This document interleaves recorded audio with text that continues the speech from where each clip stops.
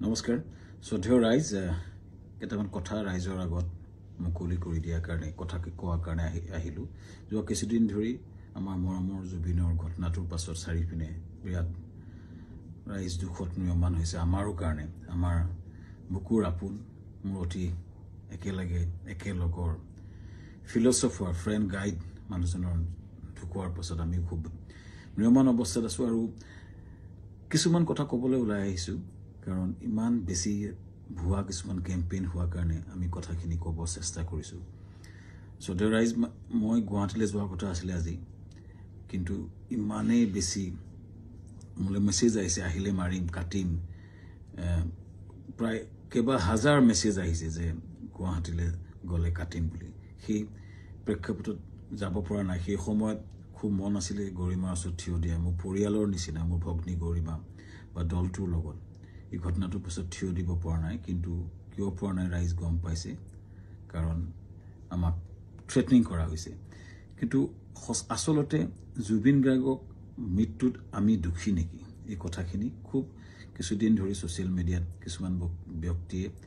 টিআৰপিৰ আশাত মামাকে দুখী সজাই কেংগেৰু কাউট পাতি যে নিজৰ ডিগ্ৰী দিলে কিন্তু আচলতে কথাটো কি জুবিন গাৰ্গক আমি কিয় মাতি আনিছিলোঁ শ্ৰদ্ধা ৰাইজ আমি যিটো নৰ্থ ইষ্ট ফেষ্টিভেল ডিল কৰোঁ সেইটোত উত্তৰ পূবৰ বিভিন্ন সংস্কৃতি বা খাদ্য বা পৰ্যটনৰ প্ৰসাৰ কৰা হয় প্ৰথম 2013 চনত পাতোঁতে আমি জুবিন গাৰ্গৰ লগতে কথা পাতিছিলোঁ তেখেতেই আমাক ব্ৰেণ্ড এম্বাছাডৰ হিচাপে গাইড কৰিছে যে মই সংপৃক্ত থাকিম অনুষ্ঠানটো আমি একেলগে কৰিম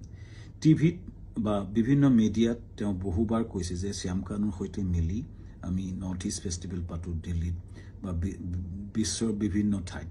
তেওঁ নিজে ইয়াত সংপৃক্ত আছে বুলি বহু ভিডিঅ' আছে মই আপোনালোকক জনাম দেখুৱাম এই ব্যক্তিজন আমি যেতিয়া বাহিৰত অনুষ্ঠান য'তে কৰোঁ আমি তেখেতৰ পৰা আলোচনা কৰোঁ আৰু যিহেতু আমাৰ ব্ৰাণ্ড এম্বাছাডৰ আৰু যেতিয়া আমি বিদেশত কৰিলোঁ দুইবাৰে তেওঁ বেংককত গৈছিলে আৰু এইবাৰো যেতিয়া আমি ছিংগাপুৰত কৰিবলৈ গ'লোঁ তেখেতক আমি ক'লোঁ যে ছিংগাপুৰত কৰিব বিচাৰিছোঁ চ' আমি ক'লোঁ এনেকৈ কৰিব আমাৰ গোটেই প্ৰগ্ৰেমটো এনেকুৱা হ'ব তেখেতক ক'লোঁ যে তুমি যাবা নেকি তেখেতে ক'লে যাম মই যাম মোৰ লগত মোৰ ভাতৃ সন্দীপনক লৈ যাম আৰু মেনেজাৰ সিদ্ধাৰ্থ যাব আৰু আমাৰ শেখৰ যাব চ' এনেকৈ ক'লে কোৱাৰ পাছত আমি পিছত আৰু এগৰাকী সংগীত শিল্পীও আহিলে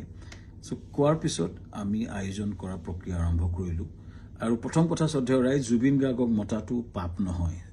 উত্তৰ পূৰ্ব আটাইতকৈ ডাঙৰ অনুষ্ঠান নৰ্থ ইষ্ট ইণ্ডিয়া ফেষ্টিভেলত উত্তৰ পূৰ্ব আটাইতকৈ ডাঙৰ যিজন সংগীত শিল্পী তেখেতক নিমন্ত্ৰণ কৰাটো যিহেতু আমাৰ ব্ৰেণ্ড এম্বাছাডৰো হয়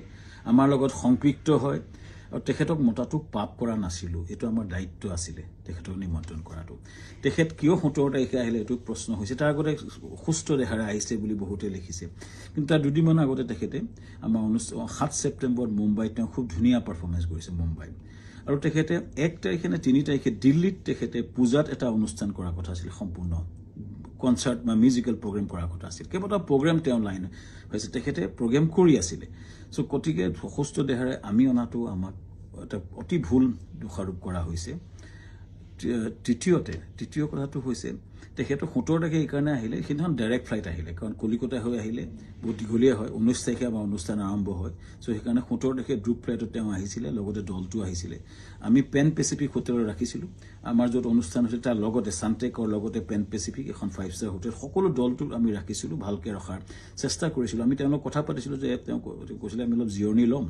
আৰু 19 তাৰিখে তেওঁ আৰম্ভণি অনুষ্ঠানত তেওঁ থাকিব আৰু 20 তাৰিখে তেওঁ দুটামান গান গাব ভূপেন হাজৰিকাৰ এটা ট্ৰিবিউট দিব এইটো আলোচনা আমাৰ হৈছিলে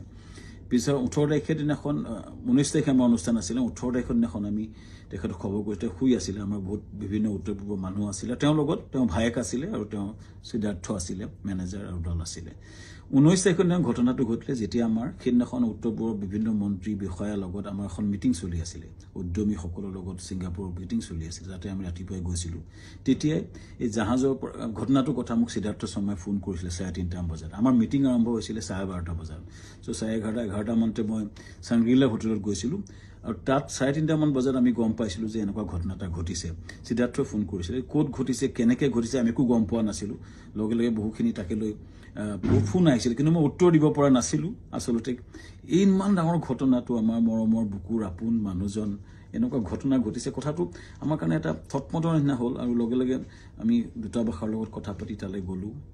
আৰু ঘটনাটো হ'ল আৰু এই ঘটনাটোৱে সকলোকে মুখৰে মাত নাইকিয়া কৰিলে আৰু গম পাই লগে আমাৰ অনুষ্ঠানটো বাতিল কৰা বুলি আমাৰ হাই কমিছনে নিজস্বভাৱে ঘোষণা কৰিলে আৰু অনুষ্ঠান তাতে বাতিল কৰা হ'ল তাৰ পিছতো কোনোবাই উলিয়াইছে আমি প্ৰগ্ৰেম কৰি আছিলোঁ বুলি কিন্তু আচলতে আমাৰ ভাৰতৰ ৰাষ্ট্ৰদূতে এইটো ডিক্লেয়াৰ কৰিছিলে অনুষ্ঠানটো সম্পূৰ্ণ বাতিল কৰা হৈছিলে আৰু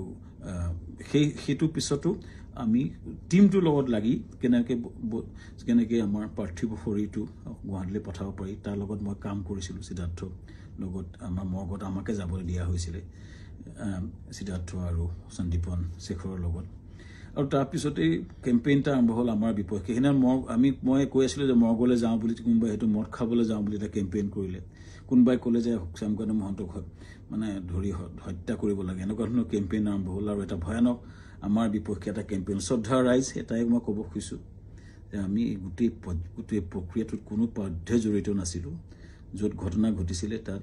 12-13জন মান অসমীয়া সমাজৰ লোক আছিলে আৰু বিভিন্ন দলটো আছিলে যেতিয়া ঘটনাটো ঘটিছিল তাৰ বহু দূৰত আমি আছিলোঁ আমাৰ দলটো বহু দূৰত আছিলে চ' আমাক দোষাৰোপ কৰি এই প্ৰক্ৰিয়াটো কিয় কৰা হৈছে কেইজনমান ব্যক্তিয়ে ইচ্ছা কৰি এটা ডাঙৰ কেম্পেইন কৰি পেলাই আমাক বদনাম কৰাৰ বা হত্যা কৰাৰ প্ৰক্ৰিয়া যিটো কৰিছে শ্ৰদ্ধেয় ৰাইজ তাৰ এটা ন্যায় বিচাৰিছোঁ এতিয়া SIT হৈছে আমি খুব আদৰণি জনাওঁ যি প্ৰশ্ন হয় উত্তৰ দিব বিচাৰিছোঁ কাৰণ আমাৰ ফালৰ পৰা আমি ক'বলগীয়া কথাখিনি আমি ক'ম আমি আদৰণি জনাইছোঁ সঠিক তদন্ত হওক কিন্তু এই যিটো ঘটনা ঘটিছিলে জাহাজখনত বহু দূৰত আমি আছিলোঁ আৰু আমাক সেই ঘটনাটোৰ সময়ত এই যিকেইজন ব্যক্তি আছে তেওঁলোকে তাৰ কথা ক'ব পাৰিব কিন্তু আমাক সেই ঘটনাটোৰ সময়ত আমাক সম্পৰ্কে কোৱা আমাৰ একচুৱেলি আমি নাজানিছিলোঁ কিন্তু এটা কথা হয় এই যিটো ঘটনা হ'ল এই ঘটনাটো আমাক সম্পূৰ্ণৰূপে বিধ্বস্ত কৰিছে আমাৰ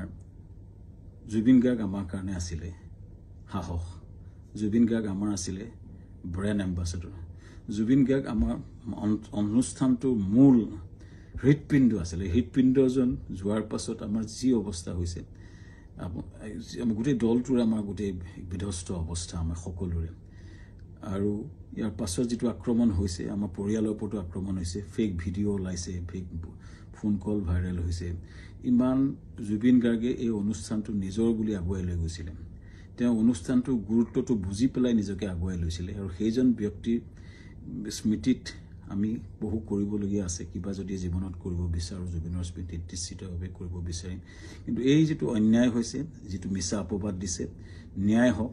চৰকাৰক বিচাৰিছোঁ ন্যায় হওক আৰু আমিও ন্যায়ালয়ত যাব লাগিব আমাক দেশত আইন বুলি এটা বস্তু আছে যে মিছা অপবাদত আমাক যিটো কৰা হৈছে বা নিজৰ ঘৰলৈ যাব নোৱাৰা অৱস্থা হৈছে আমি নিশ্চিতভাৱে কিছুমান মানুহ উচতনি দি যিটো কৰিছে আমি ন্যায়ালয়ক নিশ্চিতভাৱে ক'ব লাগিব যে আমাক ন্যায় দিয়ক সুৰক্ষা দিয়ক আৰু ৰাইজৰ পৰা ন্যায় বিচাৰিছোঁ চৰকাৰৰ পৰা ন্যায় বিচাৰিছোঁ আৰু জুবিনৰ আমাৰ মহান শিল্পী আমাৰ মৰমৰ বুকুৰ আপোন মানুহজনৰ আত্মাই চিৰশান্তি পাওক ৰাইজৰ পৰা আশীৰ্বাদ বিচাৰিছোঁ ন্যায় বিচাৰিছোঁ ধন্যবাদ